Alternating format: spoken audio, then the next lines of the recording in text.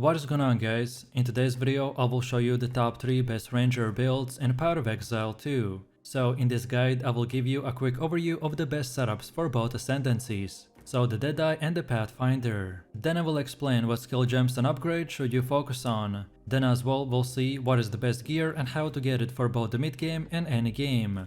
And then finally, we will go over the passive tree, attributes, your skill rotations, and even what Atlas passive should you use, so we would be able to get the highest damage possible and much more. This setup is known as the Lightning Arrow build, which is currently one of the best and fastest setups that you can use to farm maps and other endgame content. Like you can see from the gameplay, we are basically deleting enemies in split seconds. And on top of this, we can also delete bosses, by us having also a very high boss damage by using the cast on shock and the ball lightning. At some point in the later game, some lowered gear players might run into a mana problem, but lucky for us, the ranger has many tools to address this problem. And with the optimized gear, we need nothing more than a single stat roll on our weapon or the gear to completely solve this issue. So if you like using only 2 skills and completely speedrunning through the hundreds of enemies in few seconds, then let's get right into it. So let me show you the build, and for the main class I have chosen to go with the ranger, and our ascendancy is the Deadeye. Then for the first skill we have the Lightning Arrow, and for our support gems we want to go with the Martial Tempo, Ice Bite, Cold Infusion and Primal Armament. Then second we got the Lightning Rod with the Scatter Shot, Concentrated Effect, Conduction and the Rising Tempest. Next we got the Herald of the Thunder with the Lightning Infusion and the Lightning Penetration. Next we have the Herald of the Ice with Cold Penetration, Magnified Effect and the Elemental Focus. Next we are also using the Wind Dancer with the Blind. Next we have the Orb of Storm with the Chain, Unleash, Overabundance and the Persistence. Then we got the Cast on Shock with the Ball Lightning, Deceleration, Inspiration and the Impetus. And finally for the last one we got the Voltaic Mark with Persistence, Inner Weight and the Lightning Mastery. Most of this build is structured around using the Lightning Arrow and the Lightning Rod to instantly shot his DPS lightning projectiles, so we use gems and skills that will support and increase their area and damage, while the rest are powerful buffs and utility skills that usually get activated in the background. Next up we have our passive tree, and if you are interested in a full in-depth guide on how it works, then check out my beginner guides. So let's take a look at our setup, and we want to start at this projectile damage node and go like this until we get the Honed Instincts and the Vile Wounds. Then next we want to keep on moving to get this entire thing, and mainly we want to aim for the Master Fletching and disharness the elements. Then from here we want to get back at this point and then keep going down like this, and then when the path splits, then now we want to go to the left bottom. So let's make our way like this, and then finally we want to get both these lightning nodes, so the Lightning Rod and the Flash Storm. Then from here we want to circle back and go to the top right side and get the Mental Toughness and the other mana regen nodes that will help us with the potentially low mana. And then finally from this point and onwards you can unlock all the rest of the nodes in whatever order you prefer. All of the nodes that we got are important, but the ones I mentioned have the top priority as they're the most important to acquire early on in the game to make our build functional, and then in the late game to make it even more powerful. And then now let's go all the way to the middle again, and for our Ascendancy build this is what we have. So at the beginning you want to unlock the Gathering Winds, then second get the Projectile Proximity specialization with the Point Blank option, then next get the Endless Munition, and then finally we want to select the Wind Ward. And also preferably we want to get 1 mana on kill Jewel, or at least get the mana on kill on the Quiver. Next up we have our Atlas passives. And the general idea behind this is to aim for bonus passives that spawn a lot of grouped up monsters, such as in expeditions or the rituals. Also, our Lightning Ranger has a very strong single target damage, so farming boss maps or essences is also a good option. So when we start we want to first of all get to the bottom left side like this,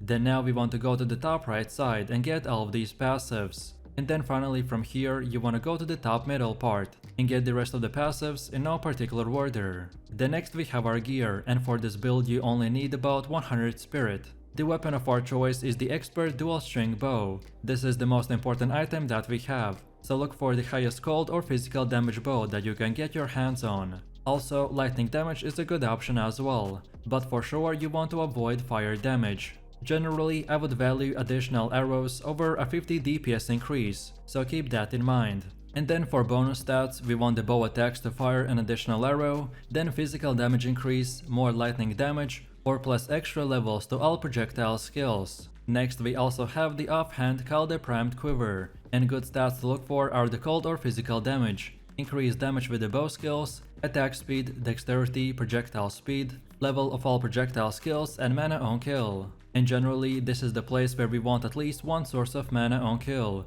to reduce our low mana against bosses. Then for the helmet we have the advanced scaled helm with armor and evasion.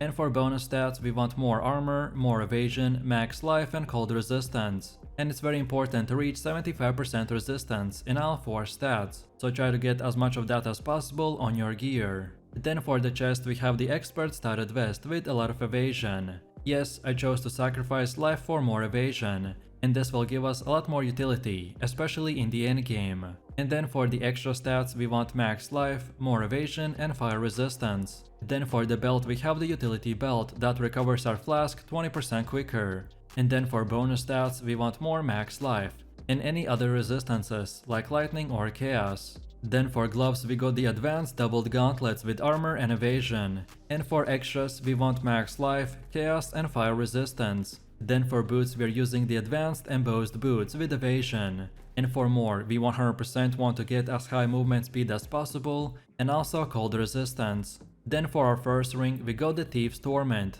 And here I want to give you a huge disclaimer. So if at the start of this build you're struggling with mana, then this one ring can completely solve it because of the 15 mana gain per each hit, so we will basically never run out of it. But as it is a quite expensive ring, so you can go for other rings as well. This Thief's Torment is only needed for bosses, so usually use different rings for mapping. It's the only source of mana on hit in the game, so without the ring you will instantly run out of mana on the boss. You don't really need it in the lower tier Waystones, but once you get to the top tier, then you will most likely need it. So try to get it before most other players find out about it. And then on the second one we got the Sapphire Ring with cold resistance. And for more bonuses we want max life and chaos resistance. And then finally for the amulet we got the Stellar Amulet, which gives us more to all attributes. And for extras we want to get more to spirit. Overall for this build I recommend to get 95 intelligence for the ball lightning and the cast on shock. Plus I have a level 11 gem for the ball lightning and also a level 11 for a cast on shock.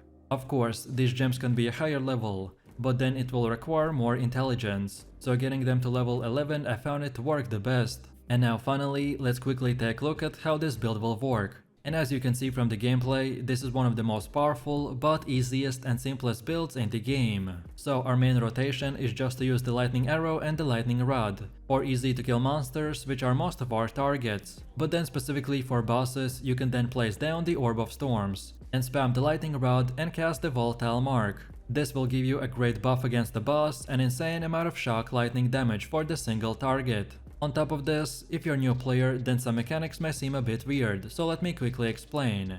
If your lightning rod or the cast on shock is not working, then either way try to self-cast the volatile mark, and then place down the Orb of Storms, or perhaps after your volatile mark is out and the Orb of Storms, then only then start spamming the lightning rod. Also, if you're low level and you can't use the cast on shock, then you need to put a skill gem in that skill, or the game itself won't allow you to get the effect.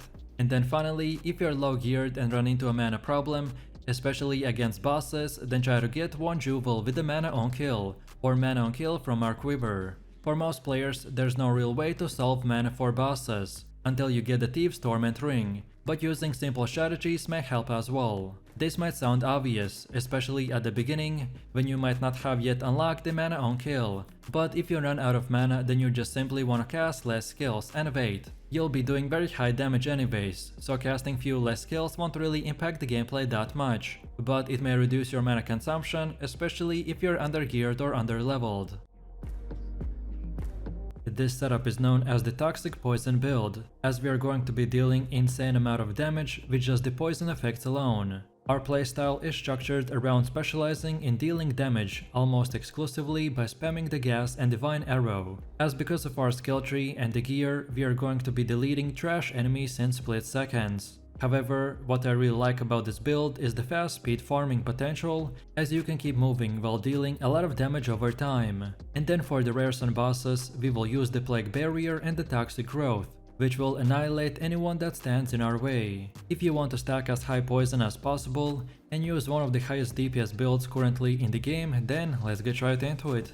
So with all of this said, let me show you the build. And for the main class we have chosen to go with the Ranger, and our ascendancy is the Pathfinder. Then for the first skill we have the Gas Arrow with support gems such as the Armor Explosion, Corrosion and Persistence. Then second we got the Toxic Growth with Martial Tempo, Soul Thief and the Concentrated Effect. Then next we got Divine Arrow with Bursting Plague, Comorbidity and the Long Shot. Then next we have the Rain of Arrows with Withering Touch, Maim and the Envenom. Next we are also using the Plague Barrier with Expanse, Magnified Effect and the Chaos Mastery. And then finally for the last one we got the Wind Dancer with Clarity, Cannibalism and Precision. Next up we have our passive skill tree. For most new players this can seem extremely daunting, so let me quickly explain.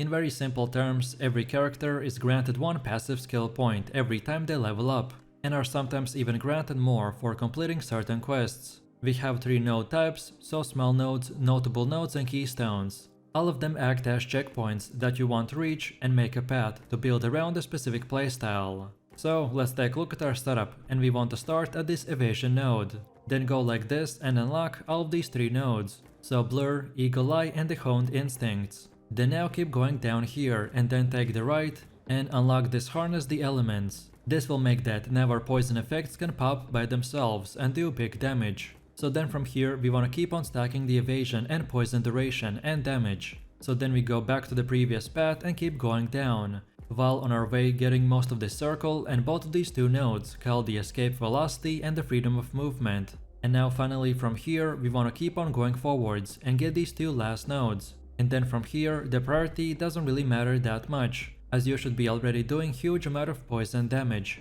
So from here unlock all the other nodes in whatever order you want. Also, in the future, I'm thinking to maybe invest some points into the Acrobatics Keystone, which will give me insane amount of evasion, but I still need to test this theory, so I'll let you know if I make an updated video. And then now, let's go all the way to the middle again, and for our Ascension setup, this is what we have. So at the beginning, you want to unlock the Contagious Contamination, then next get the Overwhelming Toxicity, then now get the Running Assault, and then finally the Relentless Pursuit. If we compare both of the Path of Exile games, then PoE2 is much slower, so getting this movement speed in the endgame will make this build even more powerful than it is right now. And to simplify my decision making and so you could easier understand, then we wanted to prioritize the Blur, Honed Instincts, Heavy Ammunition and the Crippling Toxins, as they will give us the biggest poison upgrades to not only damage but duration as well, so we wanted to get them first. And then for the rest we invested into more stacking evasion, more skill effect duration and just more damage, which will make our poison last forever. Next we have our gear. The weapon of our choice is the Expert Short Bow with a crit chance. And for the extra stats that we want to try to get are increased physical damage, increased accuracy and increased attack speed. And also, as the bow is a one-handed weapon, so we wanted to get the Fire Quiver, with the addition that adds 3 to 5 more damage to attacks. And for extra stats we want to get things like the physical damage, increased damage with the bow skills, and increased attack speed. Then for the helmet we have the Advanced Guarded Helm with armor and evasion. For extras we want to get more evasion, more maximum life and reduced attribute requirements. Then for chest we have the Expert Pathfinder coat with evasion, and for bonus stats get reduced slow on debuffs, evasion rating, max life and percentage to lightning resistance. Then for the belt we have the Fine Belt with maximum life and lightning resistance. Then for the gloves we got the Advanced Section Braces with evasion, and for bonus stats get accuracy, max life and fire and cold resistance. Then for boots we're using the Expert Laced Boots with evasion, and for extras we want to get increased movement speed, even more evasion and resistances like cold and fire. Then for first ring we got the Emerald Ring with a lot of accuracy and cold resistance, while on the second one we got the Sapphire Ring with cold resistance, maximum life and more to all attributes. And then finally for the amulet we got the Gold Amulet with increased rarity to items found, and for bonuses get max life, more to spirit and more to all attributes. As the game just launched, so this is a starter setup which should be more of an example of what stats and prefixes to look for. Your weapon will be the most important upgrade, so prioritize any type of flat damage or increased attack speed. And then for defenses, make sure that you're regularly updating the base type of your gear, So prioritize evasion, maximum life and any type of resistance that you can. Also, movement speed on boots is a good option as well. And now finally, let's quickly take a look at how this build will work. And this is actually very straightforward. So for trash and weak enemies, just use the gas and vine arrow. And this will fire toxic arrows on the ground, which will all do poison damage over time. And then even detonate, which will cause you to deal even more damage. Then second, for bosses, rare enemies or just hard packs, this time we want to spam the toxic growth into a single gas cloud and use plague barrier as needed or just to detonate the toxic growth. This rotation again will shoot toxins on the ground that explode and deal poison damage, but you don't have to wait for that delay by using the plague barrier. And you need to do all of this into a single gas cloud, which you can create by using the gas arrow and increase your damage even more. And then finally, the Rain of Arrows and the Wind Dancer are just meant for utility, so use them depending on the fight. This setup is known as the Explosive Shot build, which as you can see from the gameplay, can blow up and destroy a huge amount of enemies by using the Explosive Shot. However, for our playstyle to work, we will need to use the Tree Dragon Mask. But lucky for us, this headpiece is pretty cheap and easy to acquire by just simply buying it or trading it. This build got a recent shock buff, which means that now by using the specific items, we will convert our ability to ignite with fire damage to now get a shock chance instead. And besides the explosive shot, we also have the shock burst rounds, which will be our main way to deal damage against a single target. It only will work if the target is shocked by releasing a deadly pulse that unleashes one of the craziest DPS skills currently in the game. So if you like the playstyle and you want to use one of the best meta builds that is quite easy to get, then here it is. So let me show you the build, and for the main class I have chosen to go with the Ranger and our ascendancy is the Deadeye. Then for the first skill we have the Explosive Shot, and for support gems we want to go with the Scatter Shot, Conduction, Martial Tempo, Fire Penetration and the Rising Tempest. Then second we got the Shock Burst rounds with the Concentrated Effect, Primal Armament, Lightning Infusion, Heft and the Fresh Clip. Then next we got the Herald of the Thunder with the Ice Bite, Innervate, Glaciation and the Lightning Penetration. Next we have the Herald of the Ice with Magnified Effect, Cold Infusion, Cold Penetration and Cold Mastery. Next up we have the Herald of the Ash with just the Fire Mastery. Next we got Wind Dancer with the Blind. Next we have Emergency Reload with Premeditation, Ingenuity and Persistence. And finally, for the last two, we're using the Overwhelming Presence and Voltaic Mark, with no support gems whatsoever. Most of this build is structured around using the Explosive Shot to delete enemies in seconds, so we use gems and skills that will support and increase their size and damage, while the rest are powerful buffs and utility skills that usually get activated in the background. Next up we have our passive tree, and if you are interested in a full in-depth guide on how it works, then check out my beginner guide. So let's take a look at our setup, and we want to start at this projectile damage node, and then go like this while taking the honed instincts and the vile wounds. Then now keep on going until you get both of these, so escape velocity and the freedom of movement. Then from here we want to continue our way up until this point and then take this maiming strike. Then from here we want to circle back a little, and from this point just go to the left side, and just by following this path, you pretty much want to get this entire place. And then from this point and onwards you can unlock the rest of the nodes in whatever order you prefer. All of these nodes that we got are very useful, but the ones I mentioned have the top priority, as they're the most important ones to acquire early on in the game, to make our build functional, and then in the late game to make it even more powerful. Also, as far as attributes go, you just simply want to fulfill your attribute requirements for gear and skill gems, and then after that spend the rest of your leftover attributes into more dexterity. And then now let's go all the way to the middle again, and for Ascendancy build, this is what we have. So at the beginning you want to unlock the Gathering Winds, as it increases your movement speed and attack speed, while also giving you a huge evasion boost. Then second we get the Point Blank, which this time will increase your damage to close proximity targets. Then next we want to get the Endless Munitions, as it increases both your clear speed and the single target damage. The third trial is usually pretty hard, but this is definitely worth doing as soon as you can, as this will give you a huge DPS boost. And then finally we want to get the Wind Ward, as especially when you're doing higher tier maps and content, you will need all the damage reduction that you can get. Next up we have our Atlas passives. And the general idea behind this is to aim for bonus passives that spawn a lot of grouped up monsters, such as in expeditions or in rituals. So when we start, we wanna first of all go to the left side and get all of these nodes, and then keep going down until you get to this keystone called the Deadly Evolution. And then from this point and onwards, you can unlock the rest of the nodes in whatever order you want. But then on top of this, we have even more passives, which in order you unlock them doesn't really matter. So this time it's again up to you. And this is how it should look like for the ritual. Then next we have Delirium.